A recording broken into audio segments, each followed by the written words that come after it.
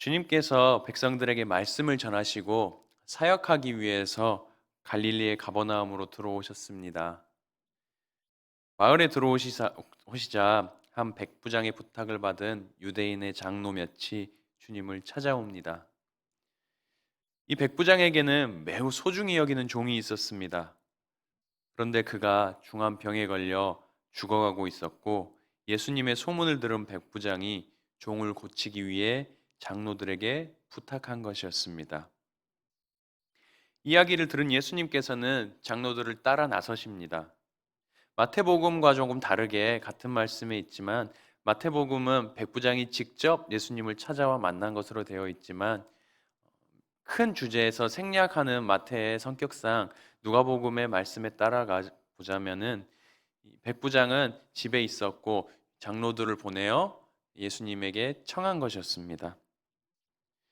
그렇게 백부장의 집으로 가시던 중에 예수님께서 자신의 집에 오신다는 이야기를 들은 백부장은 급하게 사람들을 보냅니다. 그리고 주님께 말합니다. 주님, 수고하실 것 없습니다. 나는 내 지붕 아래로 주님을 모실 만한 자격이 없습니다.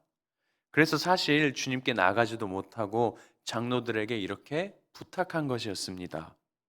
단지 말씀만 해주십시오. 그러면 내 하인이 낫겠습니다. 아마 제가 만약에 예수님이라면 또 예수님과 함께한 무리들이었다면 이렇게 생각했을 것 같습니다. 아이, 그럴 것 같으면 처음부터 오지 말라고 하지. 여기까지 왔는데 그냥 보고 갑시다. 이렇게 얘기할 것 같아요. 그러나 백부장의 이 말을 들은 예수님은 전혀 불편해하는 기색 없이 오히려 매우 놀라시고 기뻐하는 모습을 오늘 성경을 통해 볼 수 있습니다. 그리고 주님께서는 자기와 함께한 사람들에게 돌아서셔서 말씀하십니다. 나는 이스라엘에서도 이러한 믿음을 가진 사람을 본 적이 없다. 그리고 그 말씀하심과 동시에 백부장이 보낸 사람들이 집에 돌아가 보니 그 시로 종이 나온 것을 확인할 수 있었습니다. 이 부분에서는 사실 나눌 거리들이 꽤 많이 있습니다. 그리고 이 부분의 설교와 이 부분에 대한 이야기들은 아마 성도님들께서 많이 들어보셨고 많이 아실 거라 생각합니다. 그래서 지금은 다른 두 가지의 포인트에 대해서 조금 나누려고 합니다. 그것은 먼저 첫 번째, 주님은 우리의 간절한 중보 기도에 응답하시는 분이시라는 겁니다. 4절 보면은요, 유대인의 장로들이 백부장을 위해서 간절히 구하였다라는 부분이 기록되어 있습니다. 여러분 생각해 보십시오. 유대인의 장로들이 어떤 사람들입니까? 원로들입니다. 나이가 많은 사람들이에요. 어느 정도 수준이었는지는 정확하지 않지만 장로라는 이름을 비추려면 최소한 어떤 백성들을 대표하는 사람들에게 붙이는 게 바로 장로라는 이름이었습니다. 연약한 일반 민중들이 아닙니다. 그런데 이들이 서른이 이제 갓 넘은 청년에 예수님을 찾아온 겁니다. 그리고 예수님께 간청합니다. 당시 사회 상황에 비추어 볼 때 굉장히 일반적이지 않고 어지간한 간절함이 있지 않으면 있을 수 없는 일입니다. 물론 이 로마의 백부장이 무서워서 이 원로들이 와서 장로들이 와서 예수님에게 간청했을 수도 있습니다. 그러나 어찌 되었건 어떠한 이유가 있건 이 자발적인 간절함이 아니라면 이 장로들은 이들처럼 예수님 앞에서 하지 못했을 것입니다. 주님은 사실 이러한 간절함을 보고 백부장의 집까지 따라 나서셨습니다. 우리 사람들은 진짜 이 진한 간절함이 생기면 그리고 그 간절함이 전능자가 아니라면 해결할 수 없다는 이 나의 연약함을 맛보게 되면 깨닫게 되면 자신의 위치나 상황과 관계없이 겸손하게 엎드려지게 되어 있습니다. 더 이상 내가 아무것도 할 수 없고 내가 아무것도 아닌 존재라는 것을 깨닫게 되면 사람들은 하나님께 나와서 엎드리게 됩니다. 그런데 오늘 이 엎드림이 나를 위한 엎드림이 아니고 남을 위한 엎드림이라면 이 얼마나 아름다운 일입니까? 이 성경에 기록된 백부장의 말씀으로만 하여도 내 종이 낫겠습니다라는 이 고백을 주님께서 기뻐하시고 이 기적을 일으킨 것은 사실 분명합니다. 기록되어 있기에. 그러나 주님의 이 기적을 일으킨 시작은 사실은 이 장로들의 간절한 간청이었습니다. 간절한 중보 기도에는 능력이 있기 때문입니다. 간절한 중보 기도는 주님의 발걸음을 인도하게 합니다. 또 이 두 번째 포인트로 백부장은 하나님의 나라를 먼저 생각한 사람이었어요. 우리 가만히 생각해 보면 왜 백부장은 그 먼 길을 오신 예수님을 굳이 가까이 오셨는데도 불구하고 내 집에 들이지 못하게 했을까요? 그 이유는 먼저 하나님 나라를 생각한 사람이었기 때문입니다. 왜냐하면요, 당시 율법에 유대인들은 이방인들을 만나면, 이방인들과 접촉하면 부정한 사람이 된다라는 생각이 있었습니다. 그래서 이 이방인인 로마의 백부장은 예수님이 혹여나 자신을 만나 내 집에 들어와서 부정하게 됐다는 이야기를 들을까봐 걱정이 됐던 겁니다. 그래서 예수님께서는 이런 마음을 아시고 지금 백부장에게 가장 필요한 일을 하셨던 겁니다. 그렇게 백부장의 종이 치료되었습니다. 물론 이 말씀의 포인트는 치료되었다가 아닙니다. 왜 이 백부장이 치료되었는가에 포인트가 오늘은 맞춰지고 싶습니다. 그것은 바로 중보기도와 하나님의 나라, 예수님을 생각하는 그 마음에 있습니다. 그리고 며칠이 지납니다. 하루는 주님께서 많은 무리들과 함께 가버나움에서 40km 떨어진 나인성이라는 곳에 가십니다. 성문에 가까이 가셨을 때쯤에 한 무리의 사람들이 관을 메고 나옵니다. 그리고 그 뒤에는 한 여인이 큰 소리로 울며 관을 따라갑니다. 이 장례 행렬은 이 뒤에서 울고 있는 과부의 외아들의 장례 행렬입니다. 예수님 당시에 여인이요, 과부가요, 남편을 잃고 그리고 자식까지 잃게 되었을 때에 그 삶을 영위할 수 있는 부분은 조금 어렵고 마음이 아프지만 몸을 파는 방법 외에는 있지 않았습니다. 예수님 당시에는 그런 시대였던 것 같아요. 이 여인에게 이 자식을 잃었다는 이 상황은 마지막 남은 소망 하나가 완전히 무너져 내렸다는 것과 똑같은 상황입니다.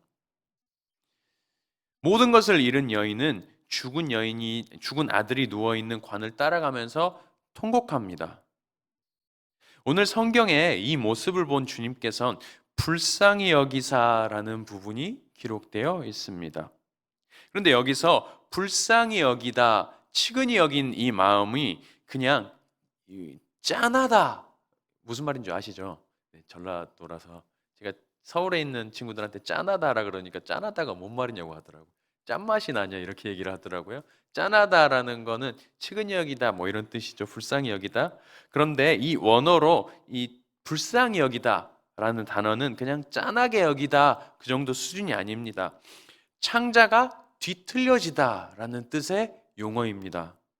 유대인들은요, 감정을 느끼는 이 마음이 여기 가슴에 있는 게 아니고 창자에 있다고 느꼈어요. 우리는 가슴이 아프다, 마음이 아프다 이렇게 여기잖아요. 그런데 유대인들은 창자가 뒤틀린다라고 했습니다. 주님은 울고 있는 여인을 보고 창자가 뒤틀린 것 같은 불쌍함을 여겼습니다. 흘러 넘치는 긍휼함을 느끼신 주님은 여인에게 다가갑니다. 그리고 말씀하세요. 울지 말라라고 하십니다. 또 여기서 울지 말라라는 단어는요, 그냥 흐느끼는 정도의 용어가 아닙니다. 크라이오라고 해서요, 영어로 cry out과 똑같은 말이에요. 소리치며 통곡하다라는 뜻입니다. 또 우리가 굉장히 잘 아는 부르짖다와 똑같은 의미가 바로 이 크라이오예요. 여인은 부르짖으면서 울며 통곡하며 이 관을 따라가고 있는 중입니다. 예수님께서 이 모습을 보시고 발걸음을 옮겨 관에게 다가가십니다. 관에 다가가세요. 그리고 사람들이 메고 있는 관에 손을 대십니다. 오늘 성경에 보면 예수님께서 손을 대시니 사람들이 멈췄다라고 되어 있습니다. 이 멈춘 이유는 간단합니다. 사람들이 깜짝 놀랐기 때문이에요. 당시 율법에는 죽은 자의 이 관에 손을 대는 것이 큰일 나는 일이었습니다. 유대인이요, 율법에 손을 대면 율법에 의해서 관이나 시체에 손을 대면 부정함이라는 걸 입었어요. 부정함을 입는다는 것은 이 유대인들에게 굉장히 큰 의미입니다.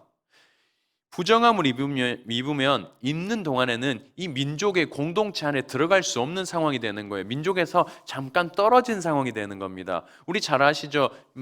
이 나병인 환자들이 보면 나는 부정하다라고 소리치면서 다니게 되어 있죠. 그 이유는 누군가 나와 부딪히게 되면, 나와 접촉하게 되면 이 사람도 같이 부정하게 되기 때문입니다. 부정함을 입는다는 것은 같이 이 민족 공동체 안에서 예배를 드릴 수 있는 공동체가 되지 못한다는 뜻이에요. 민족에서 떨어진다는 뜻입니다. 하나님의 보호 아래에서 벗어나게 된다는 뜻이에요. 그래서 이 시체나 관에 손을 대는 것은 있을 수 없는 일이었습니다. 그런데 예수님이 갑자기 다가와서 관에 손을 대신 거예요. 사람들이 깜짝 놀라죠. 그런데 정말 놀랄 일은 그 다음에 일어납니다. 관에 손을 대신 예수님께서 선포하세요. 뭐라고요? 청년아, 내가 내게 말하노니 일어나라라고 말씀하십니다. 예수님의 말씀이 선포되자 분명히 죽어있던 이 사람이 일어나 앉아 말을 하기 시작했다고 오늘 성경에 기록됩니다. 유대인의 관은 위에 우리처럼 이렇게 관에다가 못을 박아가서 막는 식이 아니에요. 위에가 열려 있습니다. 왜냐하면 부활 때 모두가 일어난다라고 생각하기 때문에 그냥 뚜껑이 열려 있는 상태로 그냥 가는 거예요. 그런데 잠깐 멈춰 있더니 예수님이 청년아 일어나라 라고 했더니 누워있던 관에서 갑자기 사람이 벌떡 앉는 거예요. 깜짝 놀라지 않겠습니까?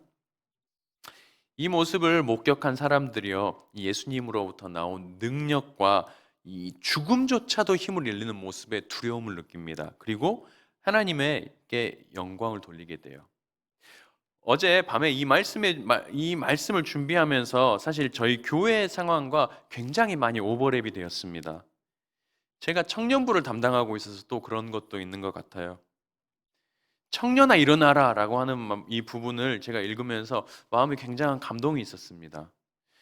여기서 울며 관을 따라오는 여인은요, 과부였던 여인은 우리 교회 성도님들이라고 생각했어요. 눈물로 교회를 위해서 크라이오하는, 부르짖는 우리 성도님들입니다. 지금은 연약해진 이 청년들, 죽은 것과 같은 이 모습을 보면서 울며 부르짖는 모습을 주님께서 보신다면요, 정말 주님께서 달려오셔서 우리 교회에 손을 대시고, 우리 청년 공동체에 손을 대시고, 우리 모두에게 손을 대시고 이렇게 말씀하실 거예요. 청년아, 교회야, 일어나라라고 말씀하실 겁니다. 주님요, 반드시 우리 눈물의 부르짖음에 응답하시는 분이십니다. 또 측은히 여겨서 창자가 뒤틀리는 것 같은 불쌍함을 여기셔서 넘치는 긍휼함으로 우리에게 말씀하시는 분이세요. 반드시 주님은요, 우리의 부르짖음과 우리의 기대와 간구를 통해서 우리에게 일하실 것입니다. 주님은 우리의 기도에 응답하시는 분이세요. 우리의 중보를 들으시고 가장 좋은 길로 실수 없이 당신의 완벽한 계획을 착착착 해내 가실 분이십니다. 그래서 우리가 할 것은요, 주님의 일하심을 기대하고 기도하면서 나가는 거라고 생각합니다. 그냥 하는 겁니다. 이유가 있어서 한다기보단 그냥 우리의 할 것이기에 그냥 우리는 그것을 해 나가는 것입니다. 그렇다면 오늘도 주님 일하시는 주님께서 우리 기도를 들으시고 우리가 일하시는 주님을 경험하게 될 줄 믿습니다. 하나님 일하십니다. 우리 각 사람의 상황과 마음의 소원을 아시고 또 우리의 교회와 우리 모두의 이 염원을 아시고 행하시는 분이 바로 주님이십니다. 그래서 이 시간 오늘 말씀과 주신 마음을 가지고 각자의 고백을 통해서 주님께 나아갈 때에 살아계신 하나님의 일하심을 경험하는 귀한 우리 미담의 성도님들이 되시길 주의 이름으로 축복합니다.